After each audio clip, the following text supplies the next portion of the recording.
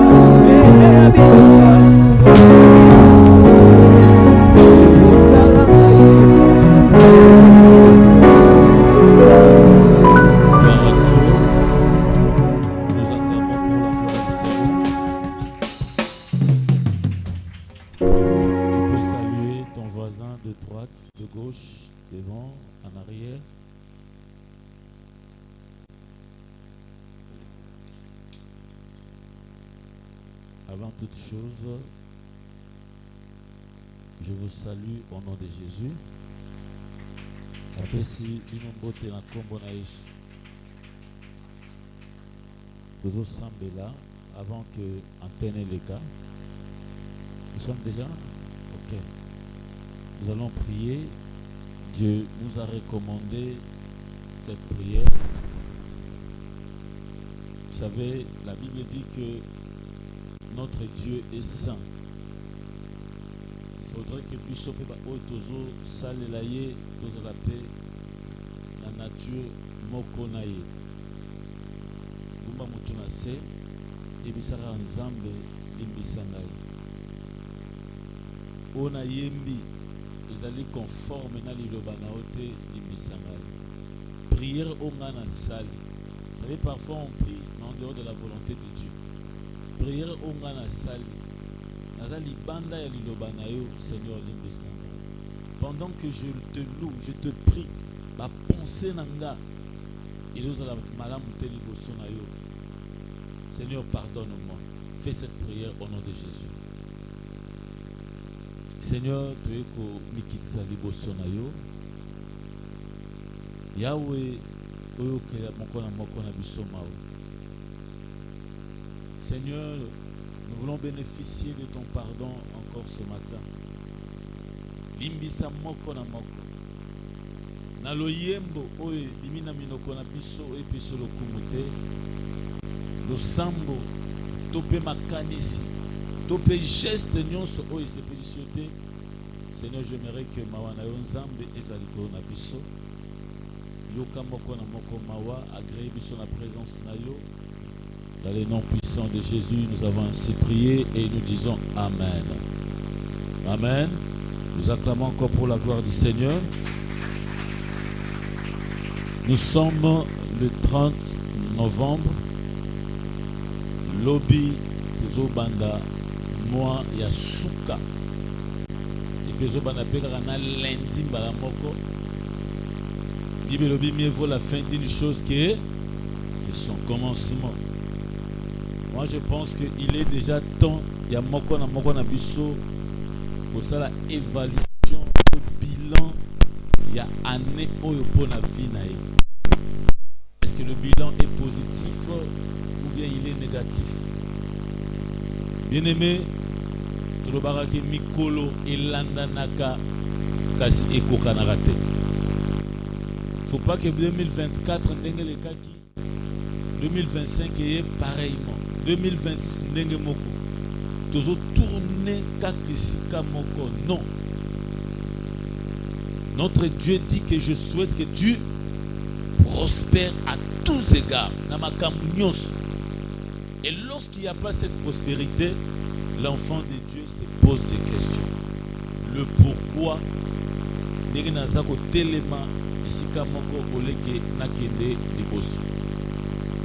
dans un moment où il fallait tout le monde attaché ensemble. Mais il y a de ceux-là qui sont distraits. À ce moment, on n'a même pas la prière. Je ne pense même pas qu'à la maison, ils prient. Mais à éviter que sous Kambo, les Aranabama Kamunango est belé. Le mois de décembre, mois de janvier, ils ont moins de sacrifice humain. Ils ont moins de bain de sang. Ils ont moins de l'autre côté. Projecteur un peu Makamunabango. Et puis, en tant qu'église, il faut tout empêcher le plan na bango. Qui dit Amen? Tout restreindre même le plan na bango. Cependant, l'Iweza Mingi, il y a même des messages par-ci par-là sur l'esprit des morts. L'esprit des morts, kaka na prière. Voilà pourquoi je te demande de ne pas être distrait. C'est un moment où Sengeli, église, tout le kanzambe, tout bon de la suffisamment.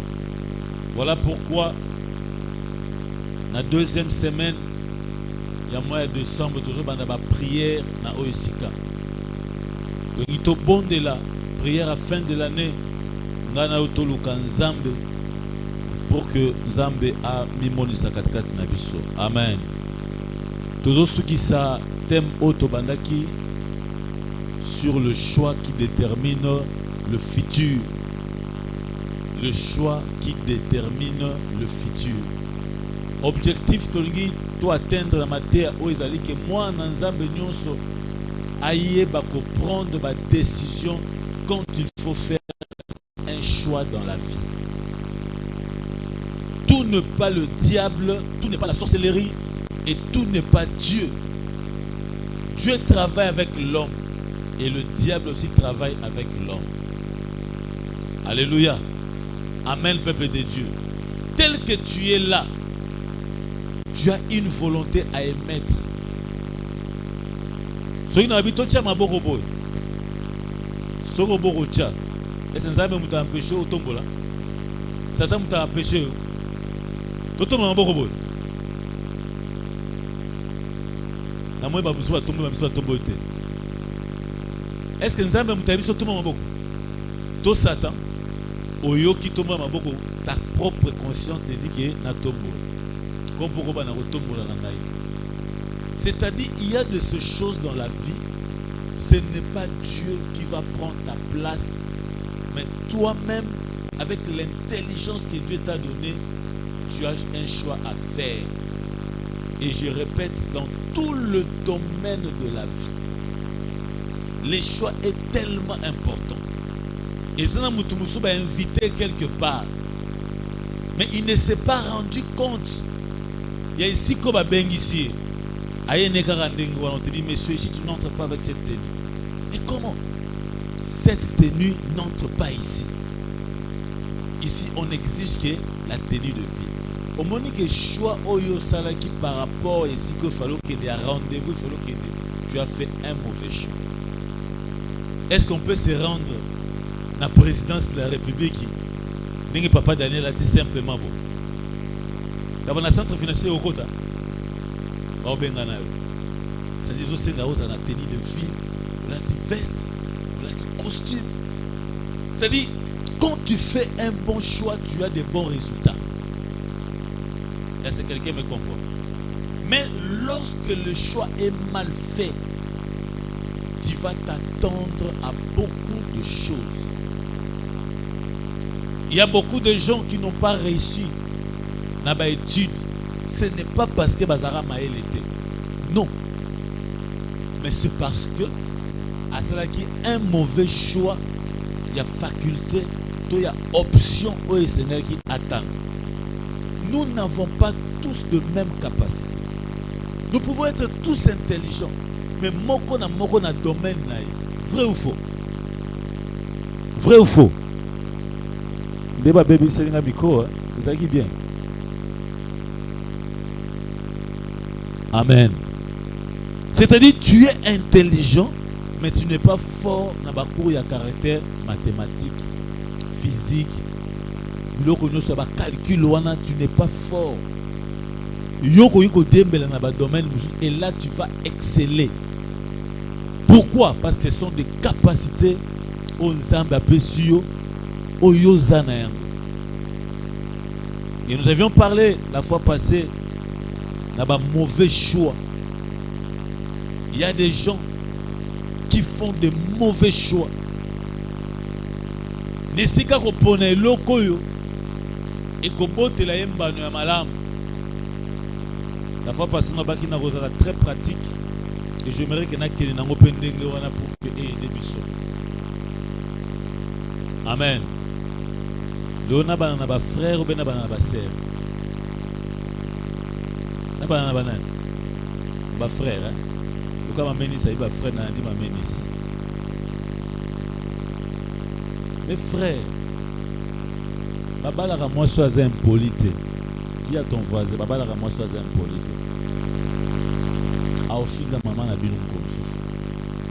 Et t'as ma toine le comme maman na bango. Tu sais que tu as un choix à faire.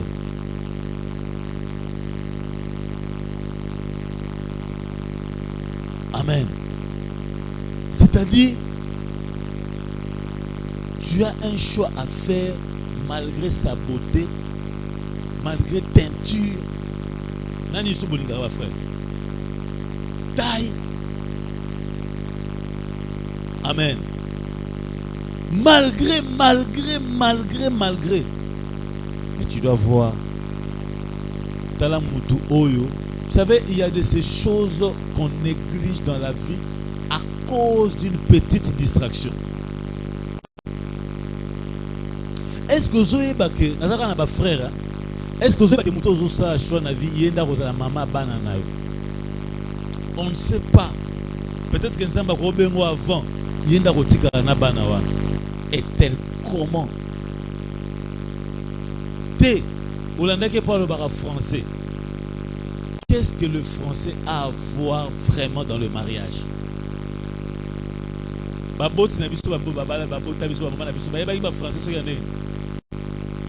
Ce n'est pas un critère de base.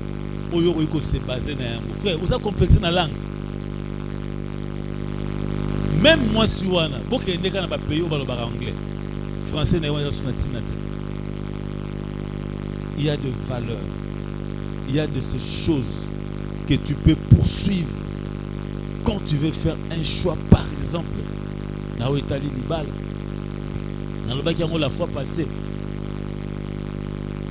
oh non, parce qu'elle prie beaucoup. Non. Baba la moi c'était pour assembler la mingi. Là bon était Papa Daniel. Elle prie, oui, c'est une très bonne chose. Mais qu'on soit comme une condition qu'il faut. Moi, à part la langue, dans le bac qui débat les animés, les intercessions T. Intercession, c'est à l'église. Ma frère, c'est besoin d'un engagement. Il faut qu'on tale. Je veux m'engager avec qui? Il y a un adage qui dit celui qui sème le vent, il récolte quoi? Il récolte la tempête. Choix oyozo sale et qu'on rattrape au lobby. Nous vendons commis qu'on utilise le terme si je savais. Bien aimé, il faut le savoir aujourd'hui, maintenant. Tu dois le savoir. Où veux-tu entrer? Qu'est-ce que tu veux faire? Et ça, c'est très important. Ma soeur, également. Déjà, aux hommes qui mobile oyo, on a un problème sérieux à Okaba. Nani ba serbotal nga bien, boluka nga bien. Alléluia. comment vous en avez bandeli. Moment où est bandeli, mon bal union salingue la ramoise. Papa est vrai ou faux? Hein? Mon ara maman Clarisse a bêté qu'à tout. À qui n'a nion ce que ma beaucoup pam. Ozo lengue la likamboango. C'est comme ma soeur. Moment où ta lengue la ka. On dit comment on dit papa. To vandi na ye. A commander secret à Yemoko. A commander secret à Yemoko. To bimi quelque part. A aucune zala. A commander biloko à coller à Yemoko. Entre nous soit dit, tu as besoin de quelle révélation? Et quoi? On a posé la révélation. Ote au monde va tout changer racine. Il y a qu'à changer. Vous croyez que tout c'est la prophétie? Vous croyez que tout c'est la parole de connaissance? L'intelligence que Dieu t'a donnée, c'est pourquoi? Imaginez ma soeur. Frère, je reviens un peu. Bo telemina mutu na yo bo, ceux qui fiancés, ceux qui n'ont bien gars mutu na yo bo solo. Fille moka leki. Victoire passe un peu comme ça. Bozo solo. Papa, maman kende. Bozo a posé sa révélation. Et puis ça m'a une fois té, c'est à plusieurs fois. Bozanaye moi na moi ça l'équipe à formule. Même attends moi hypocrisie hein té Chantal aza awa hein nazalata té oya bozo la kisoke soki ata bobala ni na ba Marie José na ba Marie Thérèse na ba Marie France na ba Marie Nisus hein na ba Marie Jeanne na ba Marie Nisus nani. Ah, merci. De vous en Marie Claire, comment vous avez Claire, vous avez Alléluia, Église. C'est-à-dire, il y a de ces choses, tu ne peux même pas poser la question au pasteur ou à un serviteur de Dieu. Tu peux seulement voir et faire un bon choix.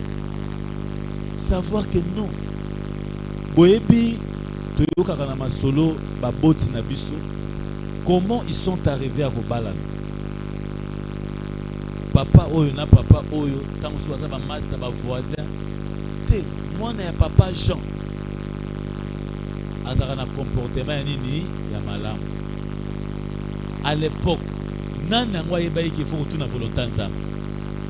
Il faut chercher quoi yeba état d'âme. Comme je le comment état d'âme. Qui cherchait l'état d'âme à l'époque? Mais je vous dis, il y avait moins de divorces comme aujourd'hui. Vous savez pourquoi? Parce qu'on faisait un bon choix. Moi, je n'ai papa Christophe. Babi Aïbi Misala. Aza respect. Aïbo Lamba. Asala Raboé Malam. Choix et qu'il y a des critères wana ou ils objectif. T. Il y a les critères et zanine. Ou Azakito. Est-ce que vous avez dit que malaria comme sans autre monde? Est-ce que vous avez dit que typhoïde est transformé mout? Est-ce que vous avez dit que maladie morikoya est terrassé mout? Alléluia. Tolobi te que présence physique pesa mabe. Non. Eza mabete. Mais nous devons savoir que il y a des éléments très essentiels où le Seigneur doit tenir compte na yango pour que lobi na yo ozala na makamomoko ya malamu. On peut me lire Ruth chapitre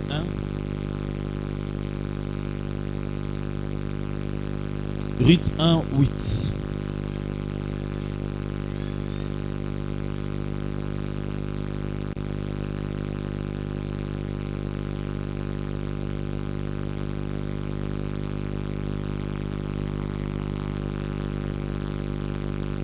Ruth chapitre 1, verset 8.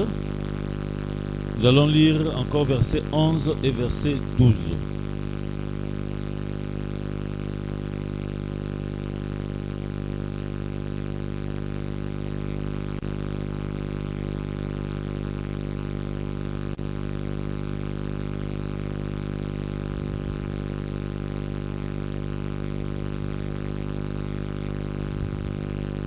Rite chapitre.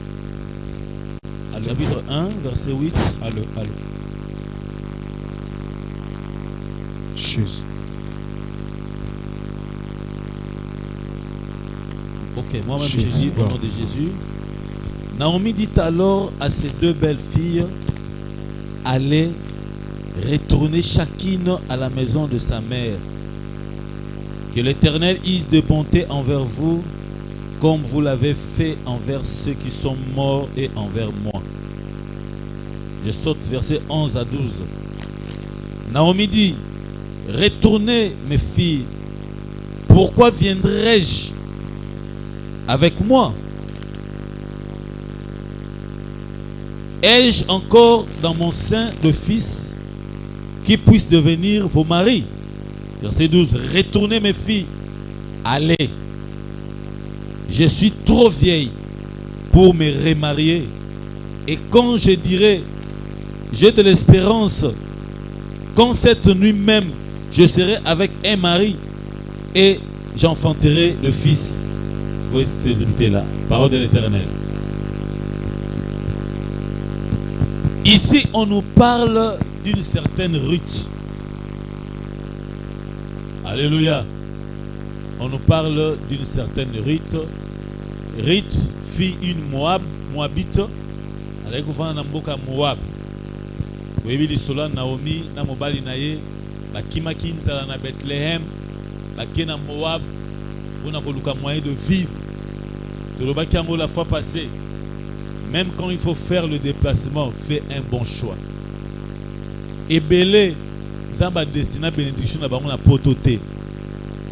Tu peux aller en Europe, mais si ce n'est pas Dieu, tu ne feras rien. Tu peux faire 10 ans, 20 ans. Et l'eau remoroté. Nous avons un grand frère, Pascal Azawanaï, Mukuba Roger. Akenda Poto. Ceux qui ont la mémoire à bien, 2003. 2003. A Otokufa, il y a 2 ans passés. Nayoka Sangwata a 10 euros à Tina la famille, même 10 euros.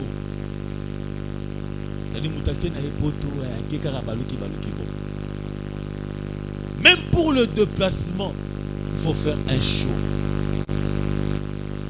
Naomi na mobali na ye te token bakena Moab. Et Bible dit quand ils sont arrivés là-bas, le mari est mort. Et après, bana na mi balé a mi bal basaini ni bakufu. Mama wana tikali kaka boye. Atikali na basi ya bana na ye Orpa na Ruth. Aibisi bango ndenge toti kotanga abi bozonga bokende. Bozonga na Bible.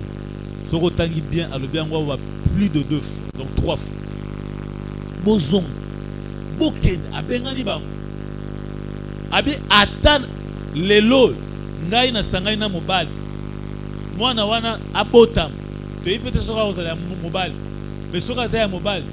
Mwana wana akolak. Jamais akoyaka kobala bino. Donc mutuna mutu akende, mutuna mutu amizongela à 3 reprises alobi retourner.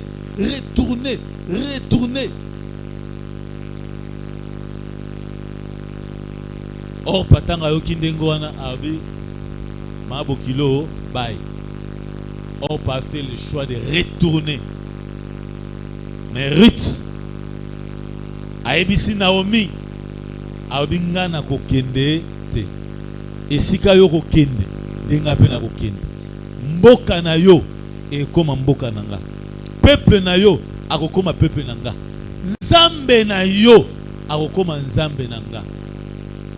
Cette fille a fait un bon choix. Yakolanda nani? Yakolanda mama bokilo nae.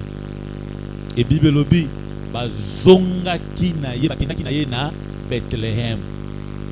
Cette femme a fait le choix ya abandonner mboka naye akena mboka mususu parce que asepeli kolanda mama bokilo. Mais il faut la parenthèse moko mukena kango pe vite. Généralement ba mama bokilo bayoka na basi ya bana bango te, vrai ou faux? Ce que vous avez raté pour nous. Mais baraté ça nini. Mais awa tomoni Ruth andimi kolanda mama bokilo, c'est pour dire que il y a de ces relations heureuses aux la malam entre maman bokilo na moi c'est moi. Et moi j'aimerais que ça les capons na on combo na Jésus Christ. Tika makambo maman bokilo na mona za ndoki. Siko tolo banano. Yo nzeme ko bana mona ndoki bwana. On a ébagité. Bon divorce reste. Interdiction formelle à refinir à Baba Bokilo. Au nom de Babissou va le dire. Donc, Nabandeli, interdiction formelle à refinir à Baba Bokilo. Madou la bikou tianga kuta sakouf. Ataba maman leki, maman kulut. Rita lobina kolanda Naomi. Zambe na yo sokoma, zambe na ngai. Bisika yo kolala, ngape na kolala wa. Naomi n'avait plus rien. Yola na ara muto azana mbongo.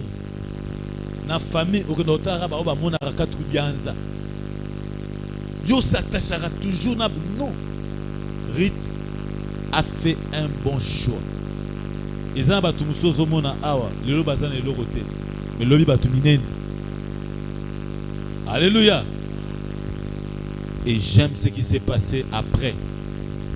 Est-ce que vous savez que Ritouana de Ara Okutana Boaz. Boaz c'était qui? Boaz c'était un enfant de Dieu. La Bible dit qu'il était beau. Ah, j'aime ça. Il était beau et il avait le moyen. Et j'ajoute encore ce que la Bible dit. C'était un célibataire.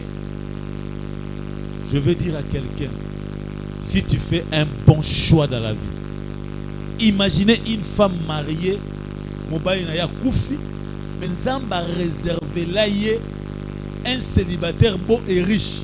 Mais il fallait seulement faire un choix pour Koutana Moutouane. Il y a de bonnes choses devant toi. Ce qui te manque, c'est de faire un bon choix. Et belé Zamba c'est à droite, il y a qui à gauche. Zamba c'est à gauche, il y a qui à droite. Zamba lingo baluka, ok na sima, yo lobi te. Cette femme a fait le choix Yakolana Naomi et Akutana na Boaz. Vous savez ce que j'aime dans cette histoire? Elle a trouvé beaucoup de femmes. Yamboka wana pesus. Mais tango ya yaki abanine musala ne langa. Bien aimé, Zamba ko banda no quelque part mais elle pas sa zone mayo. Mama wana yaka neko glaner na bilanga ya Boaz. Mama bi popula to benga tandengo wana. Nzoka Nzamba yeba yike azolongola mama bi popula pas comme ça moi ça vous compte. Ruth en faisant un bon choix et non seulement azwa musala mais azwa pena kolo musala. Est-ce que quelqu'un me comprend? Azu musala, azu pena kolo musala. Ruth a comment dit patronne. Pourquoi? Parce qu'elle a qui patron. Asala qui un bon choix. C'est pareil avec Élisée. Dieu lui a dit 3 fois, reste ici, reste ici, reste ici. Élisée a boya. Pourquoi Élie a là? Parce qu'Élie fallait enlever. Il fallait lui camboiner salement. Mouta monate. Élisée a dit rien. Rien. Vous voyez, il y a désobéissance, mais il y a désobéissance. Il y a un courage. Bima, olongwe moyem. Na kena ngai, bien aimé. On peut te chasser quelque part, tu refuses. Et si il fallait que cela arrive pour que tu fasses un bon choix de rester ou de partir. Et belé va ponara okende. Voilà pourquoi il y a des échecs. Élisée dit, je reste ici. Comment? Tu dois partir. Je reste ici. je reste ici. Il a fait le choix de rester, de voir comment son maître sera enlevé. Et la Bible dit, avant de partir, il y a ça qui dit, il y a double portion. C'est-à-dire, Oyazaki na yango, babakise le mususu. Babakise le mususu. C'était quand? Quand il a fait un bon choix. Donc mon aramoto pese suspension mukebo. Na longo na église wana. Bien motiki nzambe. On peut t'humilier même à l'église, même quelque part, même dans Sika Moussala. Le barak que je reste ici. Bien aimé, au comme un patron à Moussala wana. Il faut savoir faire les choix. Même quand tout marche mal, fais un bon choix. Réfléchis. Tout le baki, le choix, il a faculté, il y a qu'à choisir. Il a faculté, il y a qu'à luka. Oh, loko, il a qui toku. De faire la distinction de choses. Il a qu'à trier. Ozo longole ya mabe, ozo pone ya malamu. Et cet homme de Dieu, la Bible dit, a moni nenge maître na yazo mata. Et il a ouvert ses yeux. A fongolimis, malgré ba zèle, malgré ni nekoko azotal ninge li azobata. C'est alors qu'il a reçu double portion parce qu'il a fait le bon choix. Te passé Franck azana mutuka te. Na bato bazana mituka. Ce qui nzamba ba ko za na pembe na ngai. OK kota bata mituka. Okoma loka mécanicien. Oza mutuka te. Alléluia. Le choix favorable de Moïse. Vous allez lire ça dans Hébreux 11, 24 à 26. Il refusa. Il faut de l'énergie de la foi. Cet homme a refusé. Alléluia. Oui, ba grâce mususu. Moïse a zoa. Ozota la penza. Mwana mobali oyo. Pharaon. Il pouvait succéder à Pharaon comme roi. Et à l'okola aujourd'hui, un Moulouba, un Moussoaïli, a beaucoup mis la Maison Blanche. Un jour, comme un roi, et plutôt président des États-Unis. Imaginez, nous pemba wana. Moïse a collé à Pharaon avec toutes les faveurs qu'il avait. Mais un jour, il a fait le choix. Il y a kotika bomengo, il y a kotika ndako ya roi. Pona kolanda banani, pona kolanda esclave. Bana Israël. J'aime ce que le frère Sylvain Kwala Emba abi Moïse a une fenêtre. Atali. Dans Atali bana Israël ba osa musala, ya monaki bango esclave te. Amonaki bango le peuple béni de l'Éternel.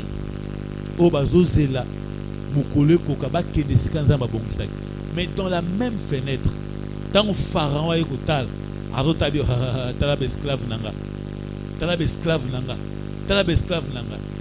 voilà pourquoi, par la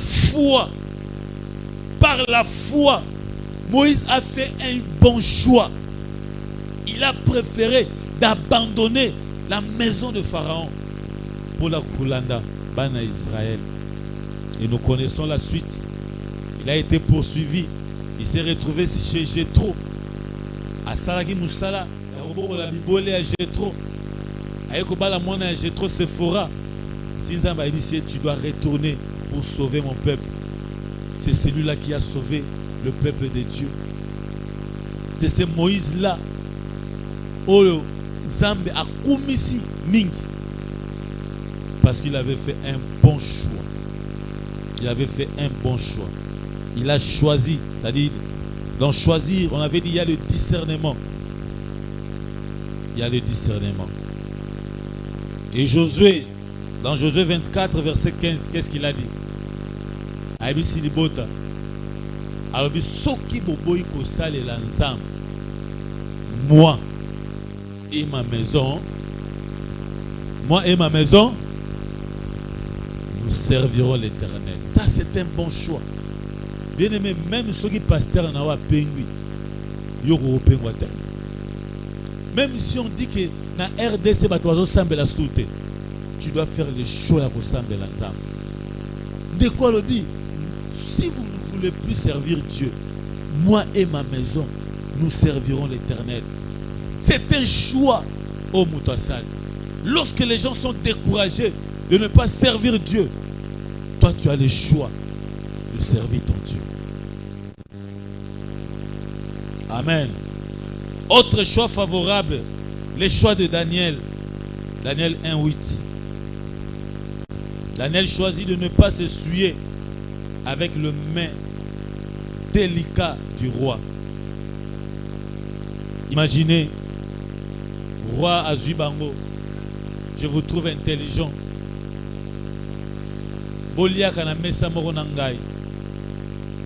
Quel biloko? Mende ko atali. Na coutume na biso ba Yuda. Biloko boy, biloko boy, biloko boy, les a favorables. Il s'est dit, je ne peux pas m'essuyer à cause de biloko au roi Pessinga. Vous savez cet homme, quel choix? Oya Salaki. Aponaki bandunda. Aponaki ba kikalakasa. Aponaki ba matembele. Abi biloko yongana yebi. O esengeli pona biso. C'est ce que cet homme a choisi. Alléluia église. Mais ce que Zaki yo. Comment un enfant de Dieu a reçu Moukara pour la shawarma? Comment? Comment? Donc, Moutazo sous Moukara pour la J ya carton. Comment? Combien de gens va sous Mouka pour la Bilora Rolia? Pour la Massang? Tu as abandonné de prendre de l'alcool. Mais tu te retrouves quelque part dans un coin où tout le monde a mis l'alcool. Au tali gauche, au tali droite, frère, sœur et église azate, allez. Drink. Et belé ba melara na fête ya wat. Et belé. Mwandambo ba melara na fête te. Et belé ba binara na fête. Naina tuna mutuna. Oya za sincère na nzambe. Ti lelo abina la musique à mokili. Atana ndaka tana ba fête tomona musabe. O tombola te. So soreza mabe. Soreza mabe te. Obo tombola lobo point. Na bandeli so question. Oya bina la musique à mokili, yoka la musique ya mokili. Atomona musabe ko. Bada leta. Comment retombe la pointe? Nana yo karabanze ba Gaël awatoma maboko likolo. Webi Gaël, groupe d'adoration papa Lembo Tatik. Nana yo karabanze wana kosi na Yuda, nan atoma maboko likolo. Wa yo karabanze wana. Facilement tomboli hein. Ce que yanga mono tomboli te poana. Bien aimé, tu fais le choix. Il y a la musique où il y a un enfant de Dieu qui a le Saint-Esprit, il se reproche lorsqu'il écoute ces musiques-là. Combien de fois tu as dit na téléphone, tu as posé la musique. La musique se moderniser. Abikana yo kakananga ba ya biso te na yo kakaka ba mindele. Ba slow ya ba mindele. Bien aimé, ata ba rouge, ata ba jaune, ata ba nan. Ce que ça pour la gloire ensemble, c'est l'enfer. Nana kolobaka yo kakite. Qui? Est-ce que vous savez puissance et accompagner la musique moi je vécu avec un grand musicien de ce pays. Malheureusement, Satika Bisso, il s'est converti avant Kouf. On a eu le temps d'échanger avec lui. Dans sa maison, dans la Boumoué, ce côté musique, akobeto atoza mukolo akobeto na mbata abina yebi place na outi. Vous savez ce que ces gens là font?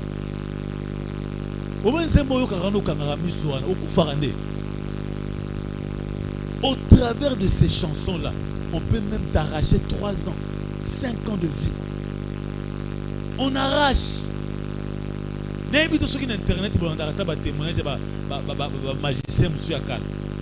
dit ça. Mais moi, la chouawana. Sangisa. Et ça a quelque chose.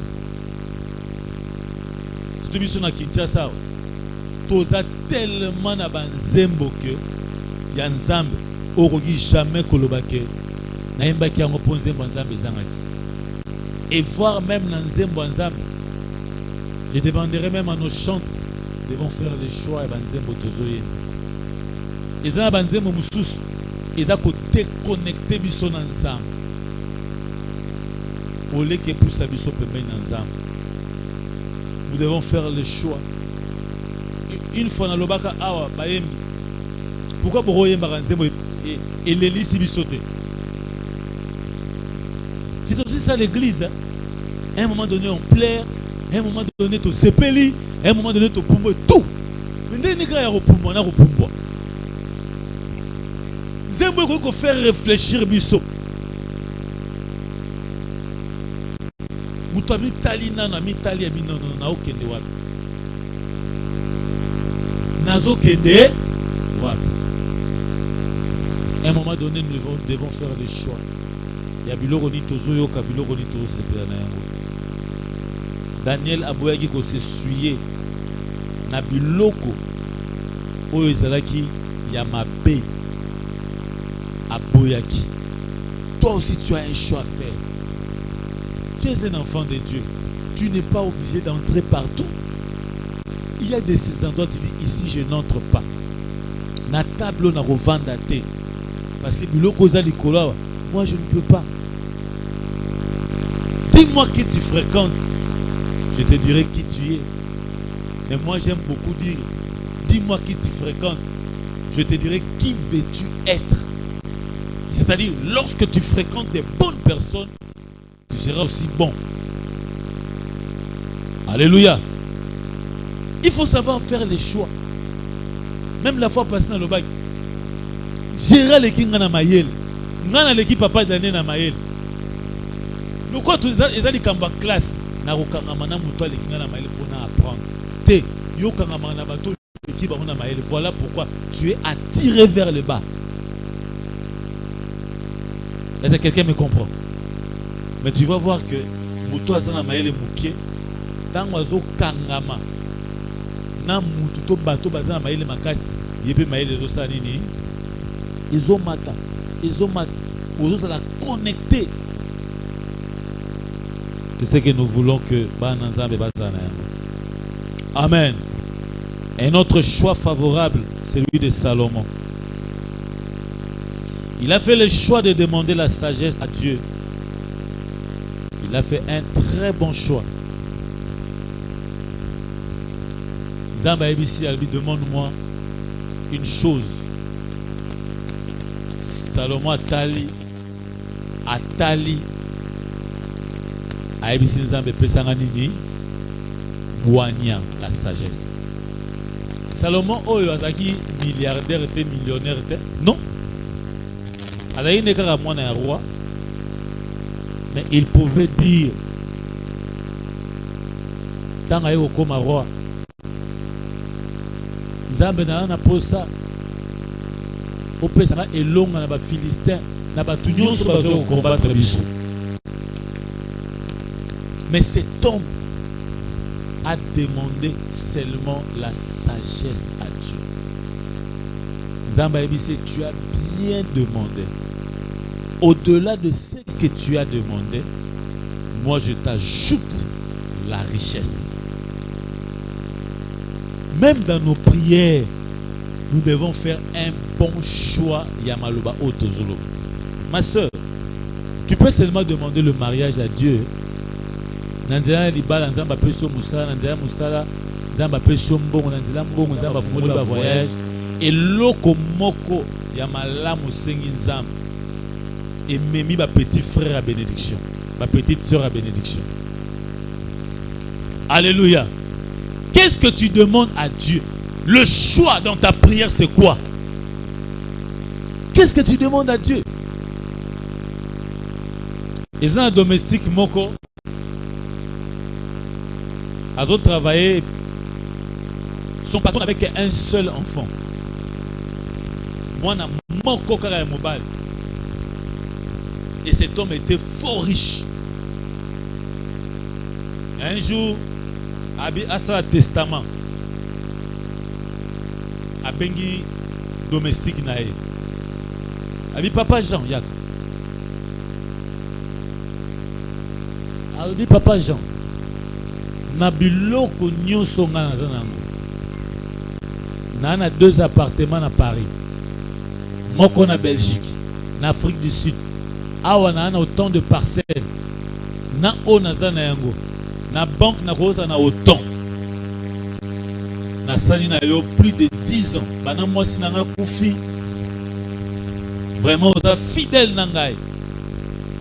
Soki na koufi na ngina tikela yo eloko moko ya valeur. Esunga pe yo na libota na yo. Alors na ngina tika ngo na testament. Senga ngai eloko oyo olingi. Si c'était toi, tu allais demander quoi? Carmel, tu allais demander quoi? Gilles, tu allais demander quoi? Il y a Belgique, toi, il y a France. Hein? Il y a France, hein? Tu allais demander quoi? Où est Gombe? Domestique, il a réfléchi. Et j'ai aimé le choix de ces domestiques. Vous savez ce qu'il a demandé au patron? Il a demandé seulement le fils. Ah, comment ça? Oui. Yo au koufi. Maman sa koufa. Nananga ko batela mwana o bien le kwanga azate. Il fallait bien, azala bien, ameseni na loboko na ngai. Donc, yo soko koufi tikilanga mwana na. Voilà pourquoi la Bible dit, c'est lui qui a le fils à la vie, à tout. Papa wana sala testament. Soki ngana kufi, biloko na ngai nyonso ya mwana na ngai. Mais mwana na ngai pona mwana musala na ngai. Ngolo papa wana kufaka. Nana komi siko patron. Nana komi patron. Il a fait un bon choix.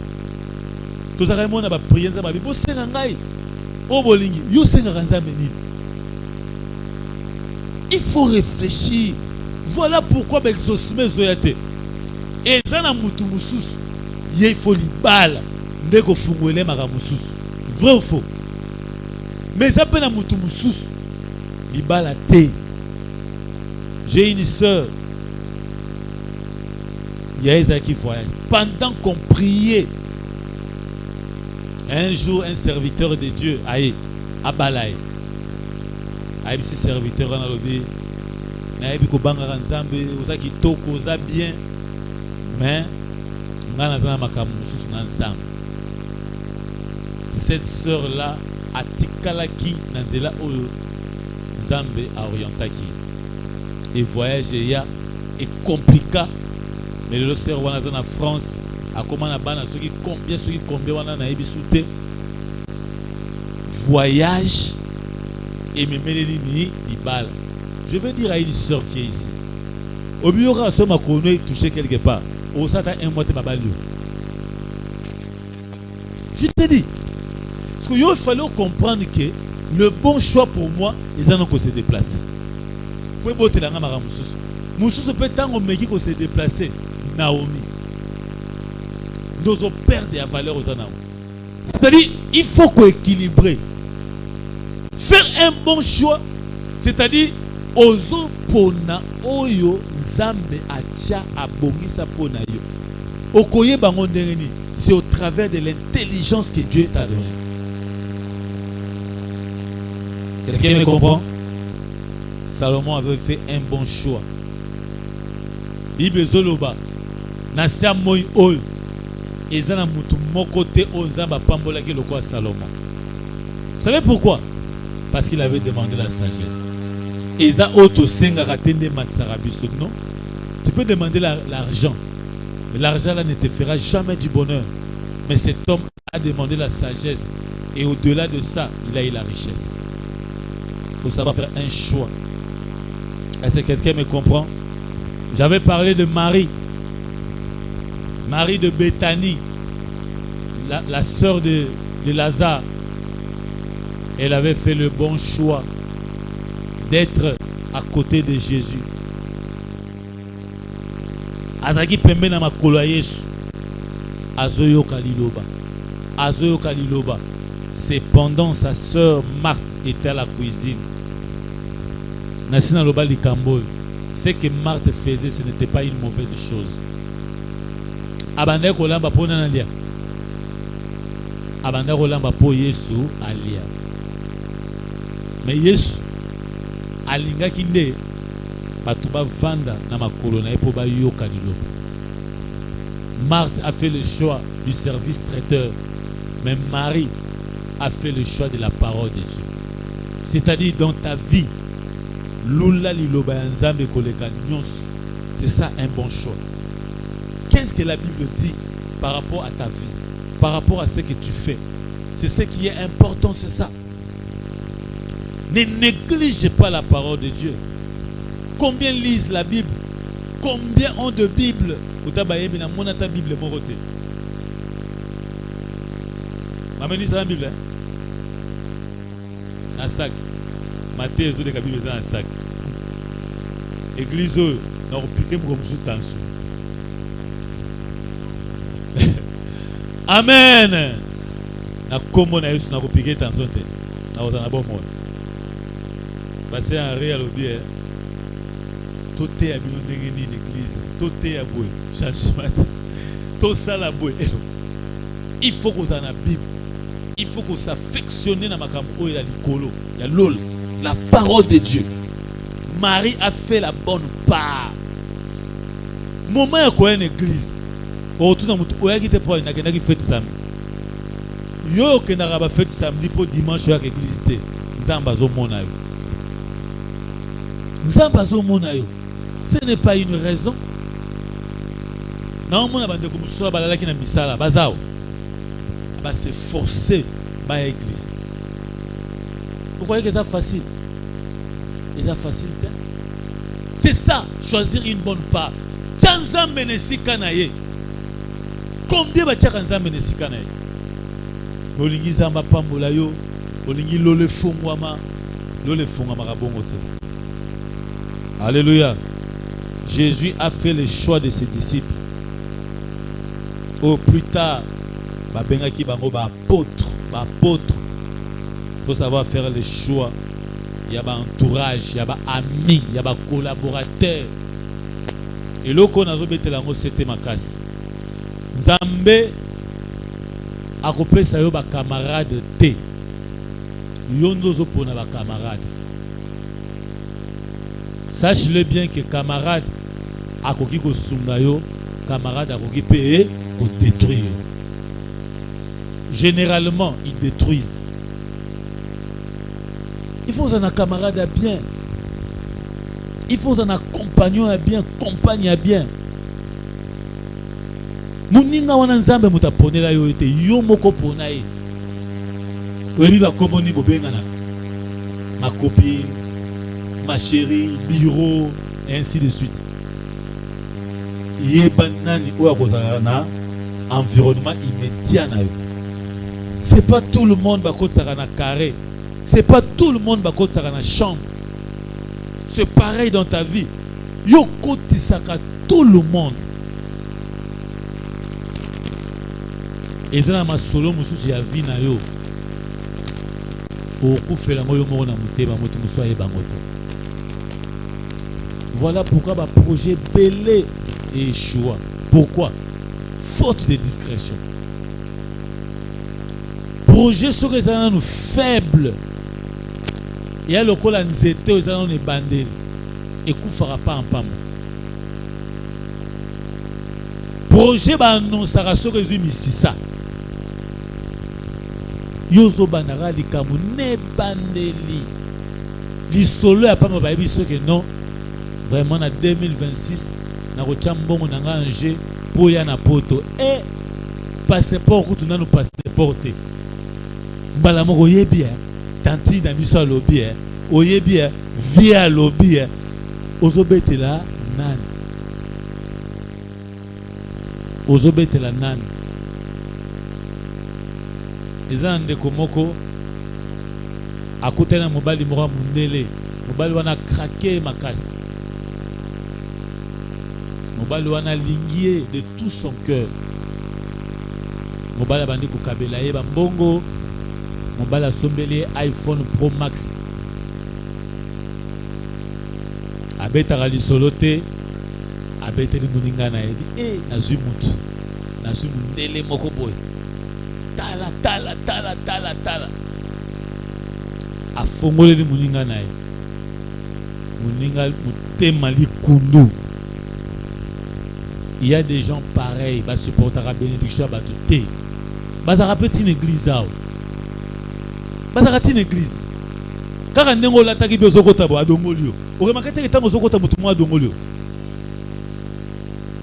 Ce que à Dongolio, ni. Et c'est un Nakangi Gambela, Nakangi Zam, Nakangi Babouti. Il y a des gens pareils. Ceux qui Karabakangi, Ngengisio. Adongolio pour nasuki ndeko wana anyongi na mutema naye. Vous savez ce qu'elle a fait? Ayibisi muninga na nakoya mukolo boye muninga paye muninga zulamba madesu asomi deux fonta moko ya ye moko ya mupaya naye muninga ka baluki mukebo azumwa eloko abwaki na kata sucre muninga moninga tango aye kekekekeko ameli après quelque temps nazoka bien te bakini l'hôpital mutakufi camarade a tchela ki loka mabe wana akimati loto yebi pasa zate abomi moninga na ye à cause ya lipamboli oye akufa ndenge wana. Kopesa la confiance et pas batute. Kopesa confiance et pas nzambe. Na mukilo, il faut faire très attention. Tu racontes ton histoire à qui? Oui, biloko ezara na ebisika kayo hein? Ko ebisa motute, eza berere. Akobeta lisolo.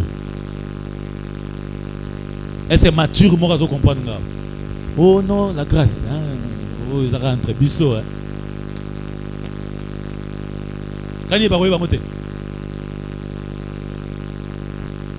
Alléluia. La maturité. Il faut savoir. Et je le répète encore. Fais le choix d'être discret. Et bah projet na yo kindara libos. Batu ba na ko sutuka. C'était quand? Bon quand on s'amote que mutu moko bozara nae une semaine après 2 semaines on va prendre à comment na poto. Abetaka loterie de vazoa à sala ba démarche mutoye baté to ko barara aza déjà na Miami. Il a fait le choix d'être discret. Amen. Est-ce que tout le monde comprend Madame Tozolo Bawa? Jésus a fait le choix. Il y a des collaborateurs. Aïe, aïe, ici Mathilde, suis-moi. Ok, Azu Pierre, suis-moi. Il faut faire le choix. Mutumoussa Robungi sera en Zélan Zam. Azwa mission à Kolongoloka en Zélan Zam. Sans que Oyeba. Pour terminer, écoutez-moi, Église. Je fais une conclusion maintenant. Il y a le choix entre le ciel et l'enfer. Est-ce que vous savez que il y a un choix qu'il faut faire? Dans Deutéronome 30 et 4 tangaki. Zambabi na cheba nzela mi balé. Iboso na yo. Ya malamu na ya mabe. Mais ngai nzambe na lingi opona nzela ya malamu. Il y a l'enfer et le ciel. Mais nzambe azotinda yo sala le choix. Il y a l'eau. Mais est-ce que tu ne vois pas que toi-même tu es en train de faire le choix de l'enfer? Bandeko nangai, pona okina enfer c'est facile. Même si on n'est pas okina enfer, ezara na makama be ozo sala wana. Petit à petit, tu es dans ça, tu es dans ça, tu es dans ça, tu es dans ça. À l'église, hypocrite. Biso toko mona vie na ote, mais nzamba zo mona vie na. Omonika mwa kopo moko betaka wana. Omonika ka shenani okendaka wana. Omonika kimuyibo osalaka wana. Lokuta ozaka nango wana. Obengaka sagesse. Kinaselaki sagesse. Omonika ka sagesse wana. Des ali choix ozosala petit à petit vers l'enfer. Mais les choix du ciel, c'est la sanctification. C'est la crainte de Dieu. C'est la crainte de Dieu. Je vis comme un enfant de Dieu. Je fais des choses comme un enfant de Dieu. Je crains Dieu.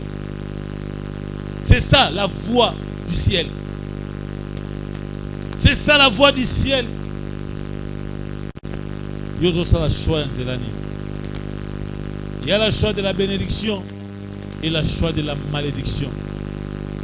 Tu veux être béni en dehors de la crainte de Dieu.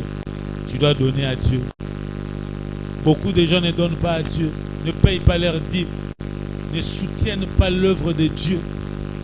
Beaucoup de gens n'aident pas les orphelins de veuves. À Tatolobi, à la fin de l'année, il faut que tu sois veuve. Orphelin, pardon. Au paix, c'est l'oroté. Mais comment veux-tu que Dieu te bénisse? La main qui donne, c'est celle qui reçoit. C'est ce que dit la parole de Dieu. La loi de la semaille. On ne peut récolter que ce qu'on a semé. Et celui qui sème abondamment, il moissonne aussi abondamment. Avec des offrandes de 500 francs. Tu peux donner à Dieu 5000, mais tu ne le fais pas. Tu fais le choix de la malédiction. Tu fais le choix de la sécheresse. Tu fais le choix du blocage. Mais lorsque tu donnes à Dieu, lorsque tu soutiens les nécessités, sache-le bien que tu t'installes vers la bénédiction. Il y a le choix à faire entre la lumière et le ténèbre. La Bible dit que nous sommes le fils de lumière. Et il y a beaucoup qui font le choix du ténèbre. Comment yo oyebi nzambe okosimba kisi okeba sokola opozwa libala pozwa mbongo? Comment yo oza mwana ya lumière mozo vivre na ba vie moko ya malamu te? Tu fais le choix ya ténèbre au lieu de la lumière. La Bible dit que nous sommes une ville située sur la montagne. Ikolo, il y a la lumière ezomona.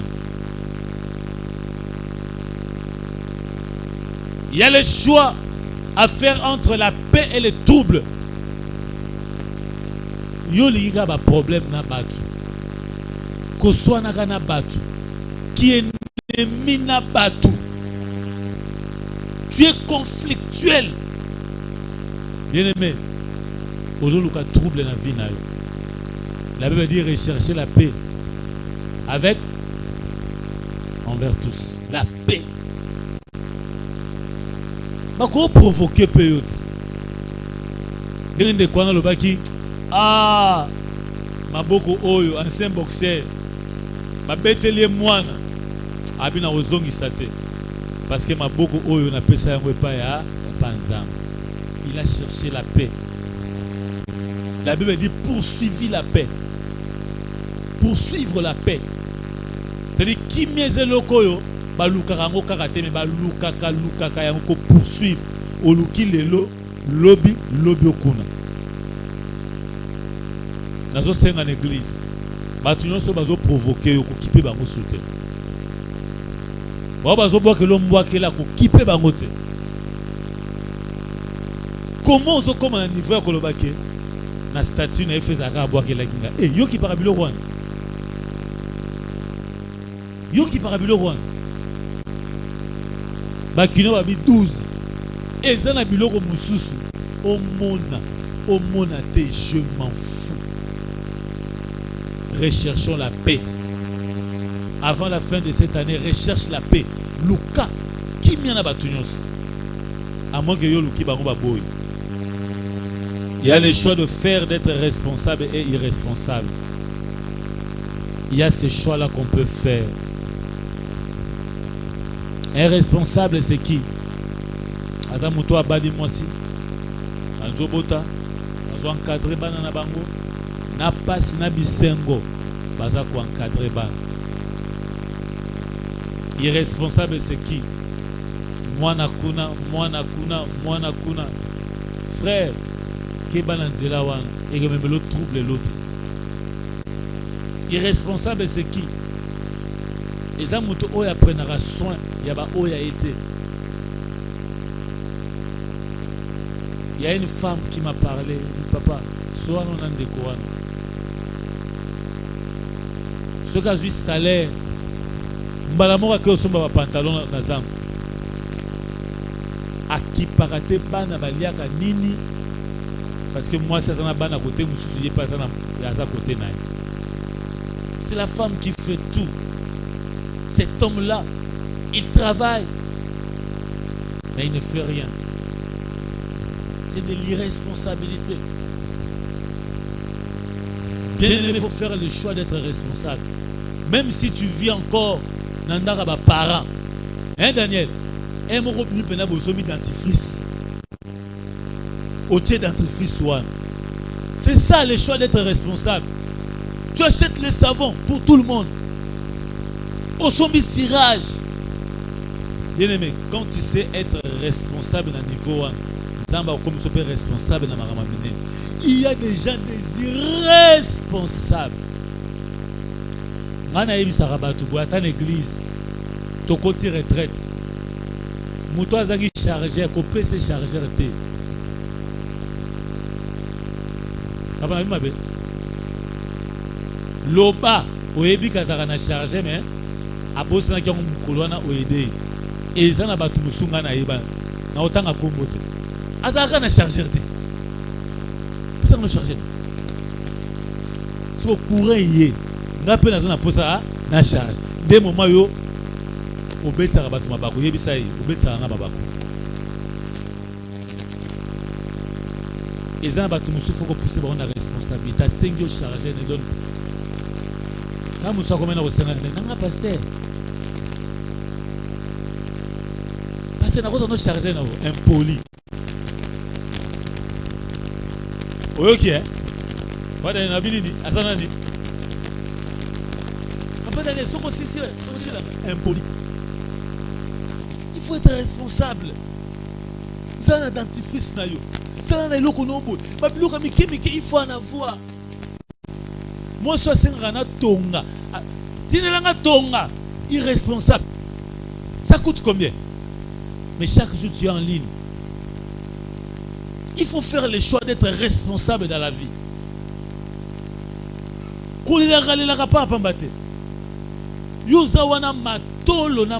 J'ai interdit aux frères et aux sœurs de notre église d'être des matolistes. On a un caractère. Ça te diminue. Alléluia.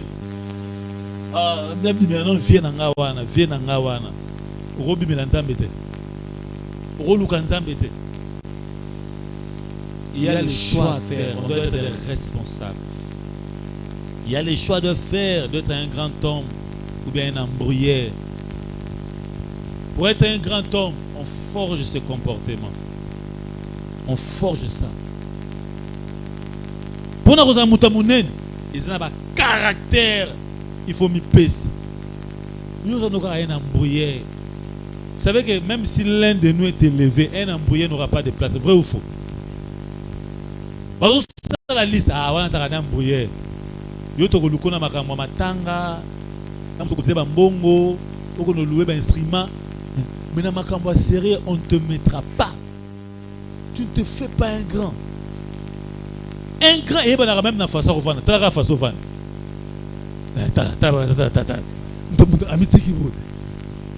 un frère avant. Un grand. Alléluia. Au moins, on a position, mais t'as marqué le soir. Ils ont position avec grandeur. Nous ouvrons un qui c'est bien. Au tali, poster un qui c'est marié. Attends, bah, qui c'est va pas vendre bien. Amen. Ah, n'a pas bon ici, moi, mon cœur. Alléluia. Ma bo kilo mo ka bisi moi na na ya moi ça dit maman. Mo bala ngo yona na côté le ma papa ebo tele mate. Papa moi na ngai. Na côté le ma. Et le yo fele. Mo bala zo ko tele ma bien te. Comment OK papa bo kilo na tele meli on dirait kaka. Est-ce que vous avez une photo balisa open? Alléluia. Est-ce que vous avez une photo balisa open? Il faut que nous ayons un charisme. Hein? Oui, quand même. Maman, bonjour. Madame, madame. Ok. Fancy. Vous avez gratté dans le zolo. Irresponsable. Après, tant que vous avez yo. Oh, ils habitent tout. Ils habitent tout. Ils ont une place où ils ont un charisme. On te donne à manger. Non, on a relié à tes. Yo, quand ça les obéit. On te donne à boire, non, je prends seulement de l'eau. Oh, bataille, ma vie, mais. Mouto, il a boire jus. Ah, on me l'a ramaille. Et puis, si on a l'ipam, yo, bandaki na Fanta. Mais toi, c'est là, mais Fanta, c'est là. Ni neza. Oh, bako. Bah, il est bako. Bako, c'est oh, énergie marque. Osons mélanger, ça prouve que vous êtes irresponsable. On ne va pas t'accepter. Il y a de ces endroits, tu ne manges pas, tu ne bois pas. Tu parles peu. Tu fais le choix d'un bon caractère pour bâtir mal. Les amis, biloba loba, ça n'est qu'à chose là. Biloba loba. Aloba nyonso. Non. Bande comment va salir test na banque moko ba bengisi bango pour na interview. Batiki bango na salle d'attente. Nzoka le directeur aza na ordinateur na caméra azota la makamé sur la salle d'attente. Azota la mouvement. Batu bazo solo là bazo beta. Batu ba nika sur place. Na moni un monsieur qui était venu a vendi a salué Batu a vendi. Il était calme. Il était concentré. Directeur Atali. A Oumelaki. Batama Kene Bandou Tomo. Babaki 9h, ton comité 11h, ton 12h. Boni Makamabo. Directeur Azomon. Dans le directeur a Bimi, a Pessi Bangombote, a eu interview ici. Oh, ici, dans tous les cas, interview, la vie, c'est Cécile. Nabino Nyos n'a du carrément à mon ballon. Il a fait le choix d'un bon caractère pour baser dans Moussa. Yo biloba loba. Donc, ok, pas ba kilo, pas ba semek. Tu ne peux pas te taire. Tu ne peux pas te taire. Yo ebite que bazo visionner yo. Bazo t'as la caractère, comportement. Est-ce que quelqu'un me comprend? Total à cas, total, toujours observer. Amen. Faire le choix de servir Dieu ou de ne pas servir Dieu. Savoir chercher Dieu pour nos combats. Tu es tellement combattu, mais tu ne sais pas faire les bons choix. Il y a au Sambe la Ramakas. Amen. Amen. Je suis arrivé à la fin. Parce que ça tellement belé na poni. Na ici matin nanga awa pona lelo. COP, il y a le choix qui détermine notre futur. Et aussi la awa. Tozongela ango. Après 2 ans, 3 ans, ça dépend. Na lingi na ba décision sur na vie, au sala un bon choix. N'a pas même pour un choix église. N'a pas même choix à pasteur. Tu peux faire un choix. Si tu trouves que le pasteur Franck n'est pas un bon choix pour toi, quitte-moi. Si vraiment je ne le suis pas, quitte-moi. Valable pour nous. Mais si je le suis, tu me quittes, tu laisses Dieu. Tu pars seul. Fais le choix et à place au temps. Qu'est-ce que tu veux faire dans la vie? Je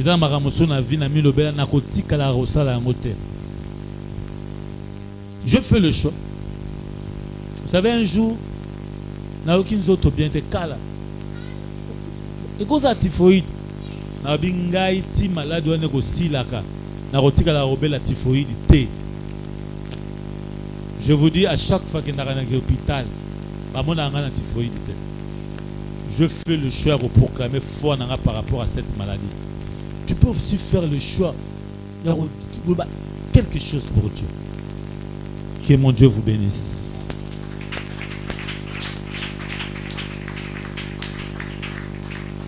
Amen. Dans les 6 mois minutes,